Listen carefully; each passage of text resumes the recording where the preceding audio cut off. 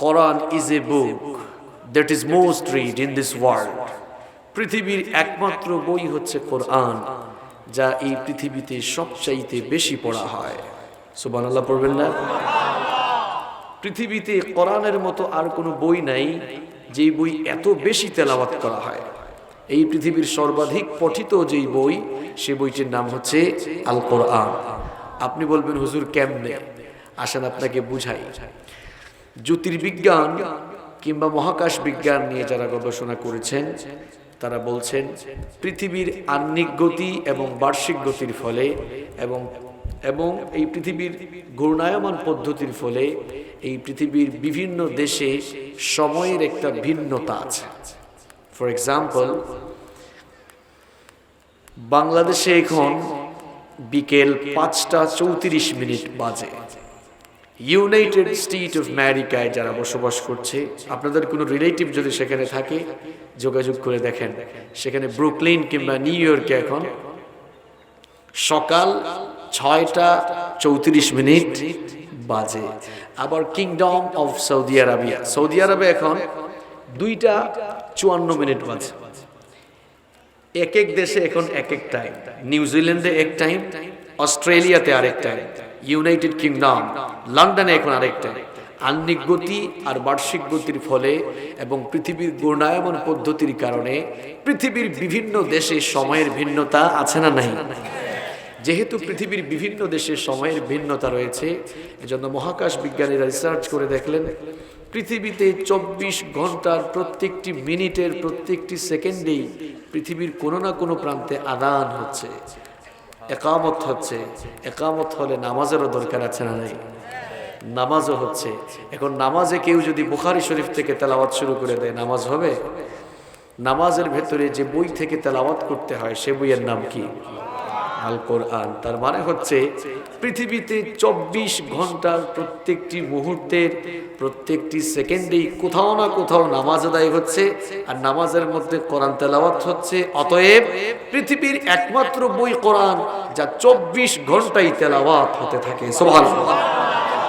পৃথিবীতে কোরআন ছাড়া দ্বিতীয় কোনো বই নাই যা 24 ঘন্টা তেলাওয়াত হয়। এজন্য কোরআনে কারীমের অসাধারণ, অতুলনীয়, অনন্য একটি বৈশিষ্ট্য হচ্ছে Quran is a book that is most read in this world. পৃথিবীর একমাত্র বই হচ্ছে কোরআন, যা এই পৃথিবীতে সবচেয়ে বেশি পড়া হয়। সুবহানাল্লাহ।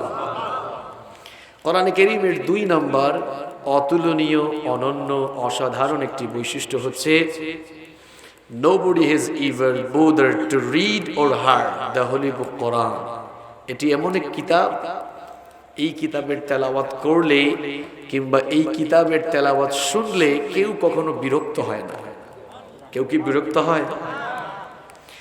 একটা গান যখন বের হয়, যুবক আর তরুণরা ওই গান কয়েকদিন শোনার পর বলে, কতবার শুনবো, শুনতে শুনতে ভালো লাগে না, গানটাকে পরিবর্তন করে দাও, নতুন কোন গান আসলে সেইটা বাজাও।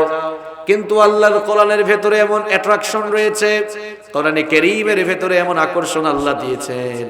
আল্লাহর কোরআনের তেলাওয়াত শুনলে কিংবা কোরআনের তেলাওয়াত করলে কোনো মানুষের বিরক্ত লাগে না। জন্মের পর থেকে আপনারা মসজিদে গেলেই শুনতে পান ইমাম সাহেব সূরাতুল ফাতিহা দিয়ে নামাজ শুরু করেন। কেউ কি কোনোদিন গিয়ে মসজিদে বলেছেন নাকি, হুজুর প্রত্যেক দিন আপনি সূরাতুল ফাতিহা দিয়ে নামাজ শুরু করেন, আমরা কতবার শুনবো, শুনতে শুনতে আমাদের বিরক্ত লাগে, অন্য সূরা দিয়ে নামাজ শুরু করেন? এমন কথা কি কেউ কোনোদিন বলেছে নাকি? কেউ কোনোদিন বলে না। কারণ আল্লাহর কিতাবের ভেতরে এমন অ্যাট্রাকশন আল্লাহ দিয়েছেন।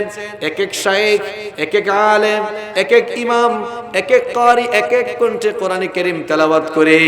কারো কারো তেলাওয়াত শুনলে মানুষের কলিজা ঠান্ডা হয়ে যায়। বিশেষ করে মক্কাতুল মুকাররমা, মদিনাতুল মুনাওয়ারায় যারা সফর করেছেন তারা দেখেছেন, বিশেষ করে মসজিদে হারাম বাইতুল্লাহ যখন সালাত শুরু হয়ে যায়, ফদিলাতুশ শাইখ ডক্টর আব্দুর রহমান আস-সুদাইস, সউদ আশ-শুরাইম, বান্দর বানিলা, আব্দুল্লাহ জুহানি কিংবা ইয়াসির আদ-দুসরি তারা যখন তাদের সুললিত কণ্ঠে কোরআনে কারীমের তেলাওয়াত শুরু করে দেয়, দেখা যায় পেছনে লক্ষ লক্ষ মুসল্লিরা কান্না করতে থাকে, ইমাম সাহেবও কান্না করতে থাকে, মুসল্লিরাও কান্না করতে থাকে। কি আজীব অবস্থা!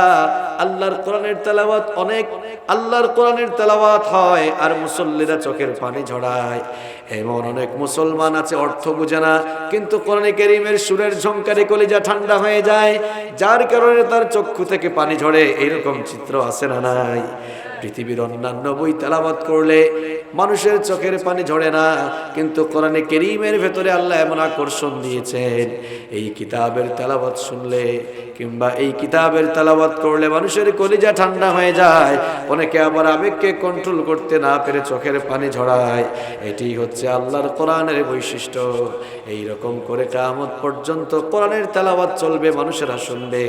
কোরআনের তেলাওয়াত শুনে শুনে মানুষের কলিজা ঠান্ডা হবে, মানুষেরা কোরআনের তেলাওয়াত শুনে শুনে চোখের পানি ঝরাবে।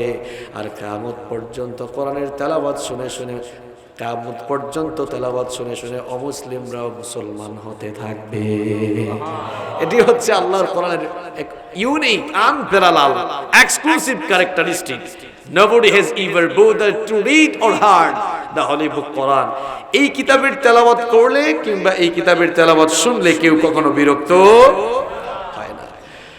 কোরআনে কারীমের 3 নম্বর ইউনিক ক্যারেক্টারিস্টিক হচ্ছে the number of the people who have memorized the holy book Quran is countless. পৃথিবীর একমাত্র বই হচ্ছে কোরআন, যার হাফেজের সংখ্যা, মুখস্থকারীর সংখ্যা পৃথিবীতে সবচাইতে বেশি। সুবহানাল্লাহ। পৃথিবীতে কোরআন ছাড়া অন্য কোনো বইয়ের কি এত হাফেজ আছে? কথা কন না কেন? আছে।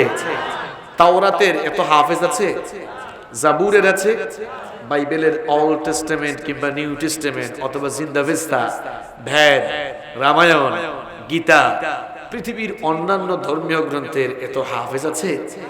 নাই। কিন্তু আল্লাহর কিতাব এই কোরআনের কোটি কোটি হাফেজ পৃথিবীর সর্বত্র আছে না নাই?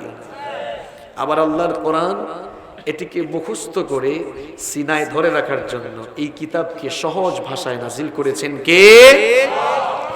কোরআনে কারীমের 54 নম্বর সূরা সূরাতুল কমারের 17, 22, 32 এবং 40 নম্বর আয়াতে একই কথা আল্লাহ 4 বার বলেছেন, ওয়ালাকাদ ইয়াসসারনাল কুরআনা লিযিকরি ফাহাল মিন মুদ্দাকির। তোমাদের পড়ার জন্য, বুঝার জন্য, মুখস্থ করার জন্য এই কিতাবকে সহজ করে নাজিল করেছেন কে? সহজ যদি না হতো তাহলে আল্লাহর কিতাব এই কোরআন 30 পারা মুখস্থ করে সিনায় ধরে রাখা কি সম্ভব হতো? সম্ভব হতো না। এই কিতাবকে পড়ার জন্য, বুঝার জন্য, মুখস্থ করার জন্য সহজ ভাষায় নাজিল করেছেন কে? আর আমার দেশের হাফেজে কোরআন, এদেরকে ব্রিলিয়ান্ট বললেও ভুল হবে, এদেরকে ব্রিলিয়ান্ট বললেও ভুল হবে, এদেরকে ট্রিলিয়ান্ট ট্যালেন্ট বলতে হবে। কারণ এরা যখনই কোনো ইন্টারন্যাশনাল কম্পিটিশনে বসে যায়, দেখা যায় 70-80টা দেশের প্রতিযোগীকে পেছনে ফেলে দিয়ে আমার দেশের হাফেজে কোরআনরা ফার্স্ট হয়ে যায়। এই যে আমাদের নাজমুস সাকিব, হাফেজ জাকারিয়া, তরিকুল ইসলাম, এরা আন্তর্জাতিক প্রতিযোগিতায় অংশগ্রহণ করলো, অন্যান্য দেশের প্রতিযোগীদেরকে তারা পেছনে ফেলে দিয়ে ফার্স্ট হয়ে আমাদের দেশের সুনাম তারা বয়ে নিয়ে আসলো। এই হাফেজে কোরআনদেরকে আমরা কদর করতে শিখলাম না, এদেরকে আমরা মর্যাদা দিতে শিখলাম না।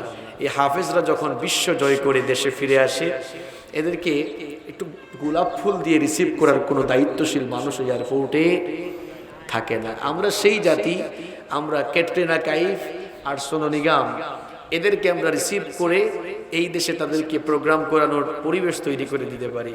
আর জাতির শ্রেষ্ঠ সন্তান হাফেজে কোরআন, এরা যখন বিশ্ব জয় করে এরা যখন দেশে ফিরে আসে, এদেরকে আমরা সুন্দর রিসিভ করতে পারি না। এই জাতির কপাল পুড়বে না তো কার কপাল পুড়বে? কারণ জাতির শ্রেষ্ঠ সন্তান হাফেজে কোরআন, তাদেরকে আমরা মর্যাদা দিতে শিখি নাই, ঠিক কিনা? তাহলে কোরআনে কারীমের 3 নম্বর বৈশিষ্ট্য আমরা জানলাম, the number of the people who have memorized the holy book Quran is countless. পৃথিবীর একমাত্র বই হচ্ছে কোরআন, যার হাফেজের সংখ্যা, মুখস্থকারীর সংখ্যা সবচাইতে বেশি। কোরআনে কারীমের 4 নম্বর বৈশিষ্ট্য হচ্ছে the entire Quran has been presented in poetic form. গোটা কোরআনকে আল্লাহ তাআলা এত চমৎকার করে নাজিল করেছেন, কোরআনে কারীমকে আল্লাহ তাআলা খুব চমৎকার ছন্দের গাঁথুনি দিয়ে পুরো কোরআনকে ছন্দময় করে নাজিল করেছেন।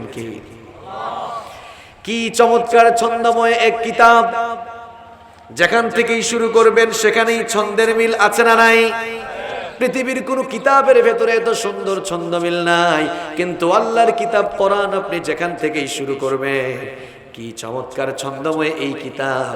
কোরআনে কারীমের সবচাইতে ছোট সূরা সূরাতুল কাউসার যদি আপনি থেমে থেমে তেলাওয়াত করেন, মনে হবে যেন কি সুন্দর ছন্দের গাঁথুনি সেখানে আছে। সবাই আমার সাথে মহব্বতে তেলাওয়াত করেন, ইন্না আ'তাইনাকাল কাউসার ফাসাল্লি লিরাব্বিকা ওয়ানহার ইন্না শানিআকা হুয়াল আবতার। ছন্দ মিল আছে না নাই? ইন্না আ'তাইনাকাল, সবাই বলেন ইন্না আ'তাইনাকাল কাউসার ফাসাল্লি লিরাব্বিকা ইন্না শানিআকা হুয়াল। চিন্তা করেছেন কি ফ্যান্টাস্টিক ছন্দমিল? পৃথিবীর অন্য কোন বইয়ের ভেতরে এমন ছন্দমিল আপনি পাবেন? সব জায়গায় ছন্দের গাঁথুনি দিয়ে এই কোরআন নাজিল করেছেন আল্লাহ পাক। কোরআনে কারীমের সূরা সূরা সূরাতুর রহমান আপনি থেমে থেমে তেলাওয়াত করেন, দেখবেন কি চমৎকার ছন্দমিল সেখানে আছে। আর রহমান আল্লামাল কোরআন খালাকাল ইনসান আল্লামাহুল বায়ান। ছন্দমিল আছে না নাই? সূরাতুল ইনফিতার শুরু করেন, ইযাস সামাউন ফাতারাত ওয়া ইযাল কাওয়াকিবু انتثرت وإذا البحار فجرت وإذا القبور بعثرت علمت نفس ما قدمت وأخرت. ছন্দ মিল আছে না নাই? The entire Quran has been presented in poetic form. কোরআনে কারীমের ইউনিক, অনন্য, আনপ্যারালাল, অতুলনীয় একটি বৈশিষ্ট্য হচ্ছে গোটা কোরআনকে আল্লাহ তাআলা ছন্দের এক চমৎকার গাঁথুনি দিয়ে নাজিল করেছেন। সুবহানাল্লাহ। কোরআনে কারীমের 5 নম্বর অনন্য একটি বৈশিষ্ট্য হচ্ছে there is no contradiction between the holy book Quran and science. কোরআনের সাথে বিজ্ঞানের কি কোনো দ্বন্দ্ব আছে? কোনো দ্বন্দ্ব নেই। বর্তমান এই যুগ হচ্ছে সায়েন্স, ইনফরমেশন আর টেকনোলজির যুগ। বিজ্ঞানের চরম উৎকর্ষতার যুগে আমরা বসবাস করছি। বিজ্ঞানের চরম উৎকর্ষতার যুগে বসবাস করে কেউ যদি বলে এই বিজ্ঞানের যুগে ১৫০০ বছর আগে নাজিল হওয়া পুরাতন কিতাব এই কোরআন চলতে পারে না, এমন গাঁজাখুরি কথা কেউ কখনো বলতে পারবে?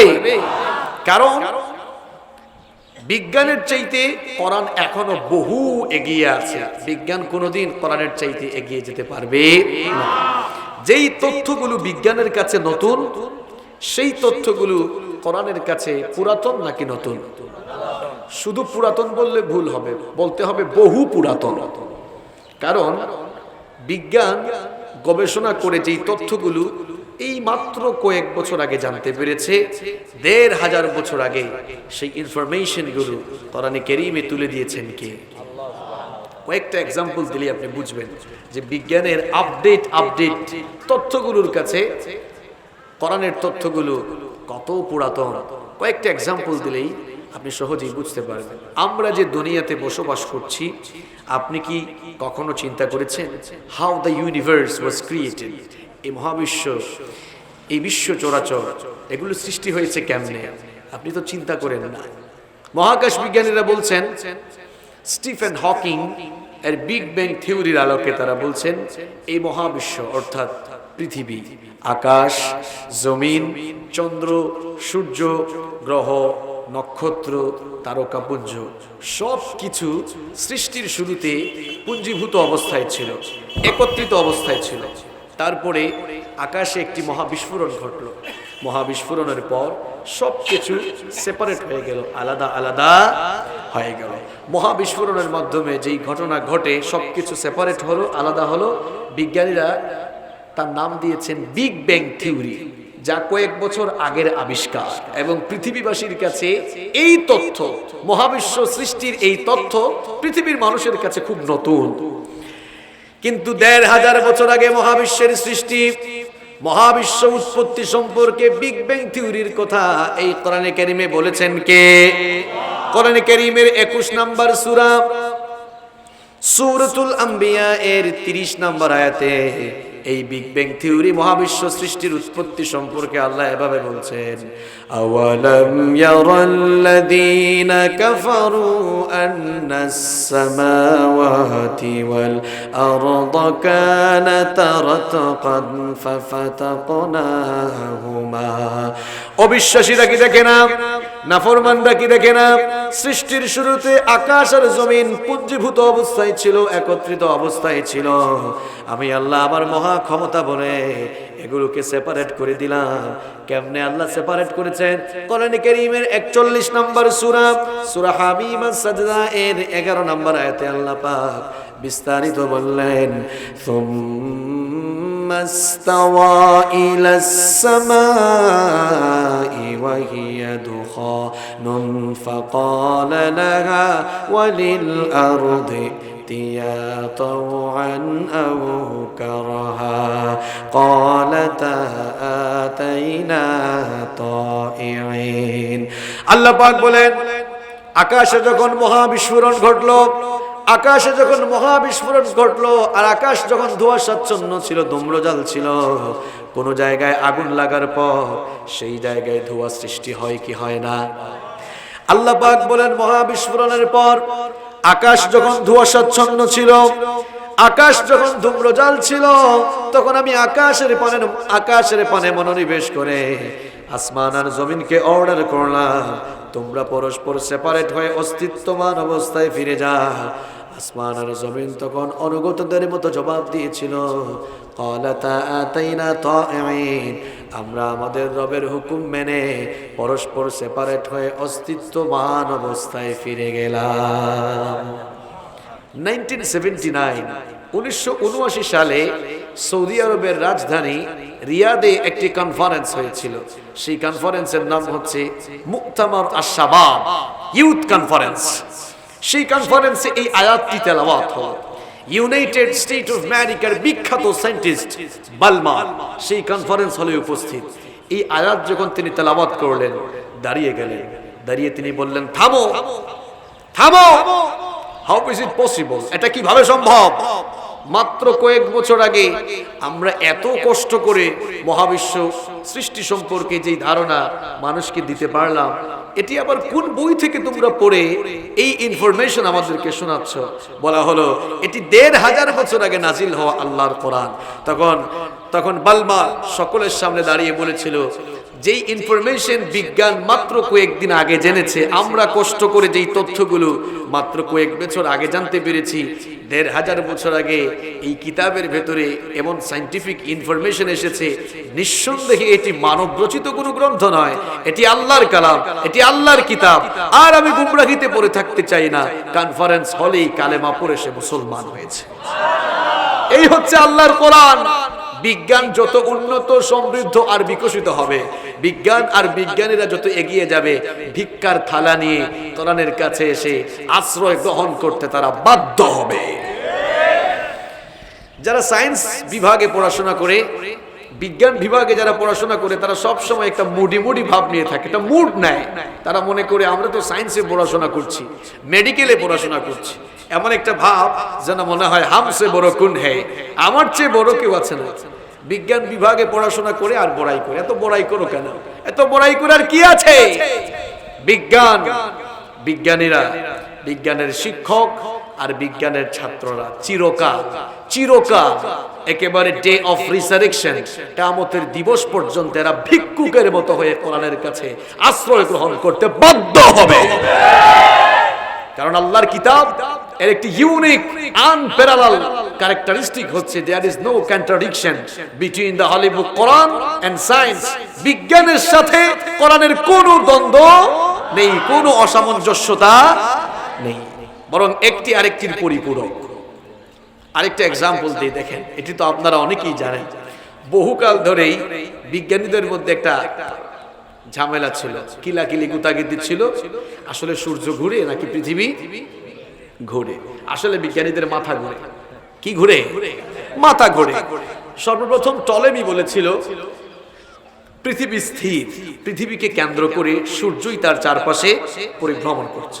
টলেমির এই মতবাদ বেশি দিন টিকে নাই। 1512 সালে নিকোলাস কোপারনিকাস তিনি বললেন, এই টলেমি তোমাদেরকে এতদিন যা শুনিয়েছে সব ভুয়া, আমি রিসার্চ করে নতুন এক ইনফরমেশন তোমাদের সামনে নিয়ে এসেছি। সেটি হচ্ছে আসলে সূর্যও ঘুরে, পৃথিবীও ঘুরে, আমিও ঘুরি, তোমরাও ঘুরো, সবকিছুই ঘুরে। এই যে ঘোরাঘুরি সমস্যার সমাধান, এটি মাত্র কয়েক বছর আগে বিজ্ঞানীরা দিয়েছে। কিন্তু ঘোরাঘুরি সমস্যার এই সমাধানও কোরআনে কারীমে আছে না নাই? কোরআনে কারীমের বিজ্ঞানময় সূরা, কোরআনে কারীমের 36 নম্বর সূরা, সূরা ইয়াসিনের 38 থেকে 40 নম্বর আয়াতে ঘোরাঘুরি সমস্যার সমাধান 1500 বছর আগে দিয়েছেন কে? ওয়াশ-শামসু তাজরি লিমুস্তাকাররিন লাহা যালিকা তাকদীরুল আজিজিল আলীম ওয়াল কমারা কদ্দারনাহু মানাজিলা হাত্তা আদা কাল উরজুনিল কদীম লাশ-শামসু ইয়ানবাগী লাহা আন তুদরিকাল কমারা ওয়ালাল লাইলু সাবিকুন নাহার ওয়া কুল্লুন ফি ফালাকি ইয়াসবাহুন। আল্লাহ পাক বলেন, সূর্যের জন্য আমি একটি কক্ষপথ ঠিক করে দিয়েছি, সূর্য তার কক্ষপথে পরিভ্রমণ করছে। চন্দ্রের জন্য আমি আলাদা একটি মঞ্জিল ঠিক করে দিয়েছি, চন্দ্র তার নির্ধারিত মঞ্জিলে পরিভ্রমণ করছে। সূর্য কখনো চন্দ্রের নাগালে যেতে পারে না, রাত কখনো দিনের আগে যেতে পারে না, প্রত্যেকেই তাদের আপন আপন কক্ষপথেই তারা পরিভ্রমণ করছে। সুবহানাল্লাহ। এই ঘোরাঘুরি সমস্যার সমাধান কোরআনে কারীমে আছে না? সমুদ্র বিজ্ঞান, উদ্ভিদ বিজ্ঞান, প্রাণী বিজ্ঞান, কোন বিজ্ঞানের কথা বলবো? কোন বিজ্ঞানের কথা আল্লাহ তার কোরআনের ভেতরে বাদ দেন নাই। সুবহানাল্লাহ। কোরআন আর বিজ্ঞান নিয়ে গবেষণা করে দেখেছি, কোরআনে কারীমে 6500-এর বেশি আয়াত রয়েছে। তার মধ্যে শুধুমাত্র বিজ্ঞানের ব্যাপারে প্রায় 1 থেকে 1500 আয়াত আল্লাহ নাজিল করে রেখেছেন। কোরআনে কারীমের একটি অনন্য বৈশিষ্ট্য, 5 নম্বর যে বৈশিষ্ট্য আমরা বের করলাম, সেটি হচ্ছে there is no contradiction between the holy book Quran and science। কোরআনের সাথে বিজ্ঞানের কোনো দ্বন্দ্ব নেই। কষ্ট হচ্ছে আপনাদের? কোরআনে কারীমের 6 নম্বর বৈশিষ্ট্য হচ্ছে এটি এমন একটি কিতাব, এমন একটি বই, it's the book whereof there is no doubt about it and it's a guidance for those who are muttaqin। এটি এমন একটি কিতাব যার ভেতরে কোনো প্রকার ডাউট, কোনো সন্দেহ নেই, কোনো মিস ইনফরমেশন নেই, কোনো ভুল তথ্য নেই। ইটস সার্টিফাইড বাই অলমাইটি আল্লাহ। এর সার্টিফিকেট দিয়েছেন আরশের মালিক আল্লাহ। সুবহানাল্লাহ। কোরআনে কোনো ভুল আছে? কারো বাপের ক্ষমতা আছে ভুল ধরার?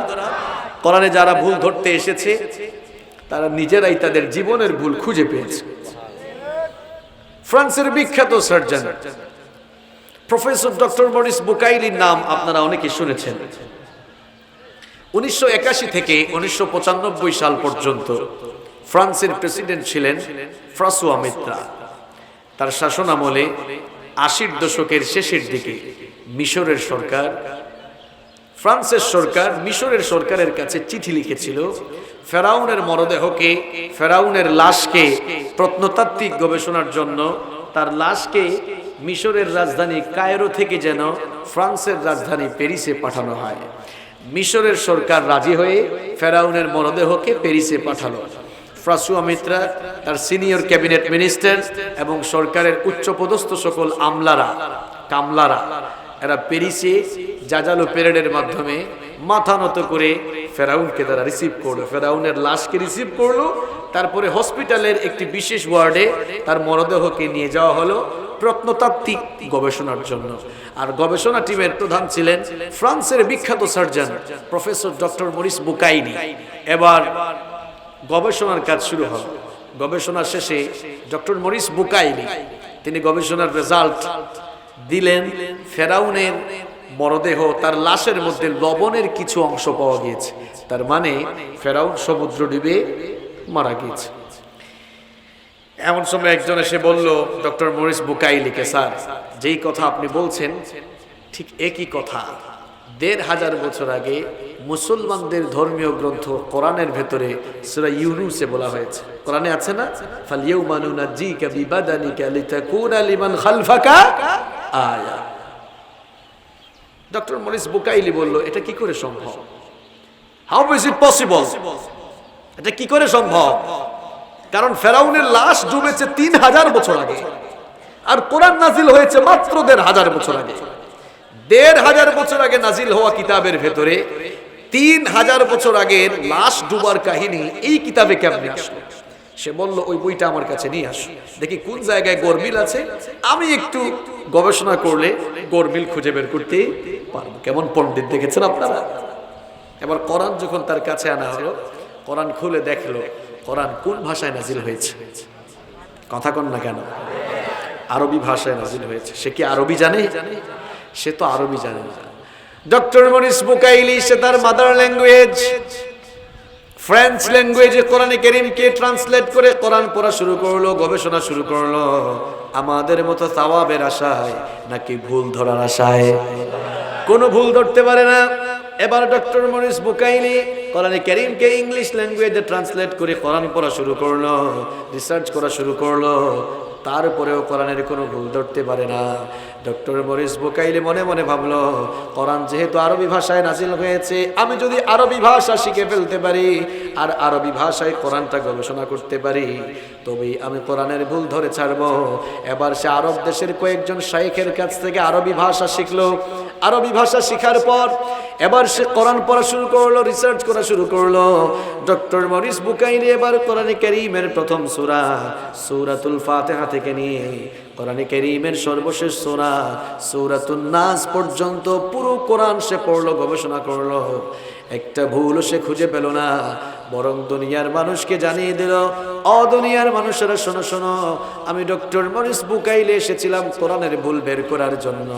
কোরআনের ভুল ধরতে এসে দেখি এই কোরআন আমার নিজের জীবনের ভুলগুলো বের করে দিয়েছে। এই হচ্ছে আল্লাহর কোরআন। এই কোরআনের কাছে যারাই আসবে তারা হেদায়েতের আলো পাবে, ঠিক কি না? কোরআনে কারীমের ৭ নম্বর বৈশিষ্ট্য হচ্ছে এটি এমন এক কিতাব, এটি এমন এক দামি কিতাব, এর মতো আরেকটি বই, এর মতো দ্বিতীয় আরেকটি বই পৃথিবীতে কেউ বানাতে পারবে? কি বানাতে পারবে? পৃথিবীর কোনো বিজ্ঞানের বাপের ক্ষমতা আছে? পারবে? দেখবেন নাস্তিক যারা, এরা জাতের মাতাল হইলেও তালে পুরা ঠিক। এরা জাতের মাতাল কিন্তু তালে একদম পুরাই ঠিকঠাক। আপনি বলবেন হুজুর কেন? আপনারা দেখবেন এই নাস্তিকগুলো লম্বা লম্বা বক্তব্য দেয়, দেয়ার ইজ নো গড, স্রষ্টা বলতে কেউ নাই, আনসিন ইজ নাথিং, যা দেখা যায় না তা বিশ্বাস করা যায় না। তোর বাপ যে তোকে জন্ম দিয়েছে এটা কি তুই দেখেছিস নাকি? নাস্তিকের ঘরের নাস্তিক, তোর বাপ তোকে জন্ম দিয়েছে এটা তুই দেখেছিস? এটা বিশ্বাস করে কিনা? কথা কন না কেন? এটা তো বিশ্বাস করে। তার বাপকে যিনি বানিয়েছে, তাকে যিনি বানিয়েছে, এটা সে বিশ্বাস করে না। এই নাস্তিকগুলো যারা বলে আল্লাহ বলতে কেউ নাই, আজ পর্যন্ত পৃথিবীর কোন নাস্তিক এই বক্তব্য বা এই কথা বলতে পারে নাই যে কোরআন এটি আল্লাহর বাণী নয়। এরা জাতে মাতাল হইলেও তালে ঠিক আছে, কারণ তারা ভালো করেই জানে যদি আমরা এমন কথা বলি যে কোরআন আল্লাহর বাণী নয়, কোরআনে তো চ্যালেঞ্জ দেয়াই আছে, 4 দফায় চ্যালেঞ্জ আছে না নাই?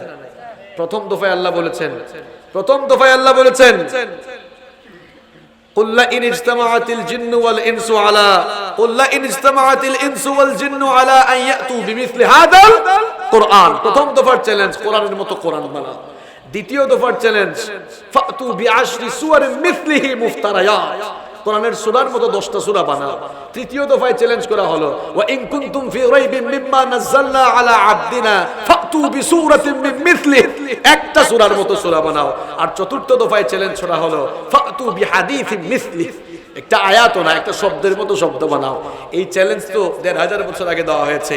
সুতরাং তারা যদি বলে কোরআন আল্লাহর বাণী নয়, তাহলে বলা হবে যা, কোরআন যদি আল্লাহর বাণী না হয় তাহলে তোদের মতো কোটি কোটি নাস্তিকরা মিলে আল্লাহর কোরআনের মতো একটা আয়াত, আল্লাহর কোরআনের আয়াতগুলোর মতো একটা আয়াত বানা। এটা এরা ভালো করেই জানে এই কথা বললেই বিপদে পড়তে হবে। এই জন্য এই নাস্তিকের বাচ্চারা এরা জাতের মাতাল হইলেও তালে ঠিক আছে। এই কথা পৃথিবীর কোন নাস্তিকও আজ পর্যন্ত বলার সাহস পায় নাই। It's quite impossible to make a book like holy Quran. কোরআনের মতো একটি কোরআন বানানো কারো দ্বারাই সম্ভব নয়। প্রচেষ্টা হয়েছে, সবাই ব্যর্থ হয়েছে। এই তো কয়েক বছর আগেও দেখেন আপনারা, ভারতীয় বংশোদ্ভূত দক্ষিণ আফ্রিকার জনপ্রিয় লেখক, গোটা দুনিয়ার এক সুপরিচিত নাম, আহমেদ দিদার, নাম শুনেছেন আপনারা? তিনি একটি বই লিখেছেন, আল কোরআন দি আলটিমেট মিরাকল। আরেকটি বই আছে, আল কোরআন ইজ অল সায়েন্স। এই দুটি বই পড়লে আপনারা পাবেন, তারা তাদের বইয়ের ভেতরে কয়েক বছর আগে ঘটে যাওয়া একটি কাহিনী খুব সুন্দর করে তুলে ধরেছেন। কয়েক বছর আগে ইউনাইটেড স্টেট অফ আমেরিকার সায়েন্টিস্টরা একটা পাওয়ারফুল কম্পিউটার আবিষ্কার করেছিল, যার নাম তারা দিয়েছিল Cray-1 সুপার কম্পিউটার। ওই Cray-1 সুপার কম্পিউটার ইনভেন্ট করার পর, আবিষ্কার করার পর তারা মনে মনে ভাবলো, এটা যেহেতু আমাদের সবচেয়ে পাওয়ারফুল কম্পিউটার, দেখি এই কম্পিউটার দিয়ে কোরআনের মতো কোরআন বানানোর চেষ্টা করা যায় কিনা। তারা এবার কোরআনে কারীমের ম্যাথমেটিক্যাল ইনফরমেশন, গাণিতিক তথ্য উপাত্তগুলোকে Cray-1 সুপার কম্পিউটারের মাইক্রোচিপসের ভেতরে দিয়ে কমান্ড করলো, জানতে চাইলো, is it possible for us to make a book like holy Quran? কোরআনের মতো একটি কোরআন বানানো আমাদের দ্বারা কি সম্ভব? আপনারা না বলেছেন, কিন্তু Cray-1 সুপার কম্পিউটার রিপ্লাই করেছে, ইয়া ইটস পসিবল, এটা সম্ভব। যখন Cray-1 সুপার কম্পিউটার এই রিপ্লাই করলো এটা সম্ভব, এবার তাদের লাফালাফি খুশিতে আছে না নাই? লাফালাফি শুরু করলো, যাই হোক বানানো যাবে তো। কিছুক্ষণ পর Cray-1 সুপার কম্পিউটার বলল, এটা সম্ভব, তবে ভালো করে শুনে রাখো, you need 63 octillion years to make a book like holy Quran. কোরআনের মতো কোরআন বানাতে হলে তোমাদের 63 অক্টিলিয়ন বছর সময় লাগবে। 63 বছর নাকি 63 অক্টিলিয়ন বছর? অক্টিলিয়ন, অক্টিলিয়ন মানে কি বুঝেন আপনারা? দেখেন, সংখ্যাতাত্ত্বিক গণনা শুরু হয় একক থেকে। এককের পরে কি? পটিয়ার মানুষ কি অঙ্ক জানে না? পটিয়ার মানুষ তো ধনী, পটিয়ার মানুষ তো ধনী, এরা ইন্ডাস্ট্রির মালিক। এখানে হাজার হাজার কোটি কোটি টাকার ব্যবসা করে এই ধরনের বড় বড় ব্যবসায়ী পটিয়ায় আছে না নাই? আপনারা তো এই হিসেব নিকাশগুলো ভালো জানার কথা। সংখ্যাতাত্ত্বিক গণনা শুরু হয় একক থেকে। এককের পরে কি?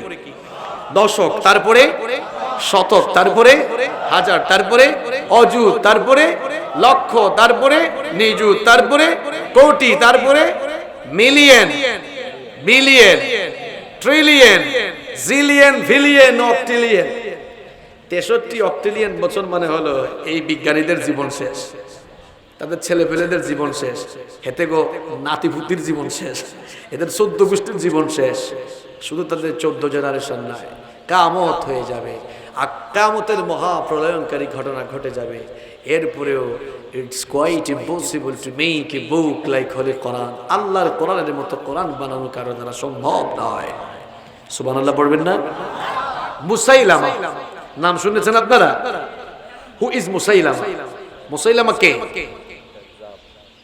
শুধু কাযযাব না, সে হচ্ছে মিথ্যা নবুয়তের দাবিদার। মুসাইলামা যখন তাকে নবী বলা শুরু করলো, লোকেরা বলল, আচ্ছা মুসাইলামা, তুমি যে তোমাকে নবী বলা দাবি করেছো, তো তোমার কাছে কি জিবরিল আসে না? তোমার কাছে কি কোনো সূরা বা আয়াত নাজিল হয় না? মুহাম্মদ বলেন সাল্লাল্লাহু আলাইহি ওয়াসাল্লাম, তার কাছে তো জিবরিল রেগুলার আসে, তার কাছে আয়াত নাজিল হয়, সূরাও নাজিল হয়। তো তুমি যে তোমাকে নবী বলে দাবি করছো, তোমার কাছে কি আয়াত বা সূরা নাজিল হয় না? মুসাইলামা তখন বলল, আমার কাছে একটা সূরাও নাজিল হয়েছে। লোকেরা বলল, আচ্ছা তাই, তো তোমার কাছে কোন সূরা নাজিল হয়েছে? মুসাইলামা তখন বলল, আমার কাছে যে সূরা নাজিল হয়েছে সেই সূরার নাম হচ্ছে সূরাতুল ফিল। সূরার নাম কি? সূরাতুল ফিল। লোকেরা বলল, ঠিক আছে, তোমার সেই সূরা আমাদেরকে তেলাওয়াত করে শোনাও। এবার তেলাওয়াত শুরু হলো। দেখেন যেই কায়দার নবী ওই কায়দার সূরা। আল ফিল মাল ফিল ওয়া মা আদরাকা মাল ফিল লাহু দানাবুন ওয়া বিল ওয়া লাহু খুরতুমুন তাওয়িল। আপনারা তো অর্থ না বুঝেই হাসতেছেন, আর আলেম যারা আছেন তারা তো অর্থ ভালো করে বুঝতে পেরেছে। যেই কায়দার নবী ওই কায়দার সূরা। আল ফিল হাতি, মাল ফিল হাতি কি, ওয়া মা আদরাকা মাল ফিল আপনি কি জানেন হাতি কি? হাতির ডেফিনেশন চলছে। লাহু দানাবুন ওয়া বিল তার লেজ আছে, ওয়া লাহু খুরতুমুন তাওয়িল তার লম্বা একটি সুরও আছে। এই সূরা শোনার পর লোকেরা বলল, মুসাইলামা তুমি যে একটা কাযযাব, তুমি যে একটা মিথ্যাবাদী, ভণ্ড, প্রতারক, তা প্রমাণ হওয়ার জন্য এই সূরাই যথেষ্ট। আল্লাহর কোরআনের মতো কোরআন কিয়ামত পর্যন্ত কেউ বানাতে পারবে। প্রিয় ভাইরা, আমরা কোন টপিক নিয়ে কথা বলছি আপনাদের মনে আছে তো? কোরআনের মাহফিলে এসেছেন, কোরআন কি জিনিস আজকে বুঝে যান। এটি এমন এক বই, এমন এক কিতাব, এমন এক মহাগ্রন্থ, এমন কিছু অসাধারণ অতুলনীয় বৈশিষ্ট্য আল্লাহ তাআলা এর ভেতরে দিয়েছেন যা পৃথিবীর কোনো বইয়ের ভেতরে নাই। তাহলে কোরআনে কারীমের 7 নম্বর বৈশিষ্ট্য আমরা জানলাম, it's quite impossible to make a book like holy Quran. কোরআনের মতো কোরআন বানানো সম্ভব। কোরআনে কারীমের 8 নম্বর বৈশিষ্ট্য হচ্ছে almighty Allah protects the holy book Quran. এই কোরআন হেফাজত করছেন কে? কোরআন হেফাজত করছেন কে? কোরআনে কারীমের 15 নম্বর সূরা সূরাতুল হিজরের 9 নম্বর আয়াতে আল্লাহ পাক সুন্দর করে বললেন, ইন্না নাহনু নাযালনায যিকরা ওয়া ইন্না লাহু লাহাফিজুন। এই কোরআন নাজিল করেছি আমি, এর হেফাজতের দায়িত্ব নিয়েছি আমি। এই জন্য যেই কোরআন হেফাজতের দায়িত্ব আল্লাহ নিয়েছেন, সেই কোরআন এবং কোরআনওয়ালা লোকদের উপরে জুলুম নির্যাতনের স্ট্রিম রুলার চালিয়ে কোরআন কিংবা কোরআনের আন্দোলনকে দুনিয়ার জমিন থেকে স্তব্ধ করে দেওয়া যাবে না। এটা সম্ভব নয়, কারণ এই কোরআনের হেফাজতের দায়িত্ব নিয়েছেন স্বয়ং আল্লাহ। কোরআনে কারীমের 9 নম্বর বৈশিষ্ট্য হচ্ছে the Quran attracts its followers ultimately. Quran তার অনুসারীদেরকে চরমভাবে আকৃষ্ট করে। পৃথিবীর একমাত্র বই হচ্ছে কোরআন। এই কোরআনের জন্য কোরআনওয়ালা লোকেরা শরীরের তাজা রক্ত জমিনে ঢেলে দিতে জানে। এই কোরআন হচ্ছে সেই কিতাব যে কোরআনের জন্য কোরআনওয়ালা লোকেরা জেলে যেতে জানে। এই কোরআন হচ্ছে সেই কিতাব যেই কিতাবের ইজ্জত রক্ষার জন্য, যেই কিতাবের জন্য কোরআনওয়ালা লোকেরা তাদের জীবনকে তারা অকাতরে বিলিয়ে দিতে জানে। পৃথিবীর কোনো বই, দ্বিতীয় আর কোনো বই নাই যেই কিতাবের জন্য মানুষ এত পাগল পারা। কিন্তু আল্লাহর কোরআনের এক অনন্য অসাধারণ বৈশিষ্ট্য হচ্ছে এই কোরআনের জন্য কোরআন পাগল যারা, তারা জীবন বিলিয়ে দিতেও প্রস্তুত। ঠিক কিনা? সময় শেষ হয়ে গিয়েছে, এক্ষুনি আজান হবে। আমি বলেছিলাম 10টা বৈশিষ্ট্য বলবো, 9টা বলেছি। 9টা না? নাম্বার 10, 10 নম্বর বৈশিষ্ট্য হচ্ছে it's the problem solving methodology. এটি হচ্ছে সকল সমস্যার সমাধানকারী গ্রন্থ। এর মধ্যে সকল সমস্যার সমাধান আছে না নাই? সমাধান চাও যদি জীবনে মরণে, ফিরে যাও খুঁজে নাও চোখ রাখো কোরআনে। ঠিক কি না? চলে আসুন সেই কোরআনের কাছে যার মধ্যে সকল সমস্যার সমাধান রয়েছে।